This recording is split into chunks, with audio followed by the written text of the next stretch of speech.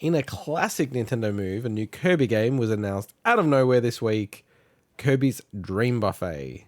It's a multiplayer game with different colored Kirbys that compete over multiple rounds in obstacle courses and mini games. It will be digital only for Switch, coming later this year with local and online multiplayer. 4 people at most. Swinny, what game does this remind you of? And I'm going to have one last crack at running the B-roll for those watching on YouTube.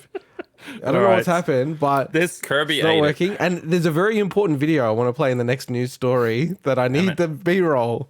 there are a lot of people out there comparing this game to Fall Guys because it is visually, when you look at some of what they're showing, it is very Fall Guys reminiscent. It doesn't hurt that it's also yay video. Yeah, it's but it's actually very painful what I need to do. But can you carry it for a sec? I need to do so something. basically it does seem Fall Guys like in a sense that you're going through different styles of like mini games, but it's not a battle royale in the sense that it's basically just almost like a series of like Mario Party style stuff, but more involved. It seems like more technically kind of like a lot of Mario Party mini games are just like so cute crap and throwaway, and some are fine. Whereas this looks like it's actually a lot more catered to actually a more engaging experience just playing them. But in saying that, this is a digital-only title. It does, to me, give the impression of a game that's not like it's not a massive release. You know what I mean? It's a fun thing they're putting out on the eShop. You will apparently be able to also get download codes in like retail outlets and stuff. But I think this looks really, really fun. So could be a fun party game.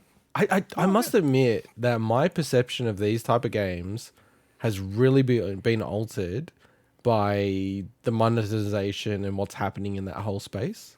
Like when I look at these kind of games, I just go, oh, this is going to be a free game or something like that. And it's definitely not going to be. Like just to allay people's, fears or like, thoughts on it. But I don't even know really how to think about that. Like it'll be a cheap game. It'll be a cheap game. Don't worry about that. Well, Nintendo, I don't know, but yeah. On the plus side of that, relative, that means that Nintendo won't like remove it after 4 months or something like they've done with like your Mario, whatever Mario. What was it, 30 or whatever? 35. The Battle Royale, 35. So this is a paid thing, so they're not just going to remove it right away. Because I mean, I don't even know if you remember, Mike, but they released Kirby Fighters 2, like not even that long ago. It was like at the end of last year, as Swinny's NBN beeps at us. Turns it off. It ran out. But that game's $30, so I'd imagine this game's going to be $30. Okay. But it's not a game you'd buy, right? Not for $30, probably not. That's the problem with it, right? Like, yeah, no, it's more just it's for a particular market. I don't think it's something I would play by myself. As you mentioned at the start of the show, we don't really play enough online together, and it's also not something I would probably play with my girlfriend. But if friends came over and stuff, it might be a really cool game for something like that. That's true. I'll just download it then. It'll be $30, right, Swinny? Kirby Fighters 2 was $30. It's the same type of game.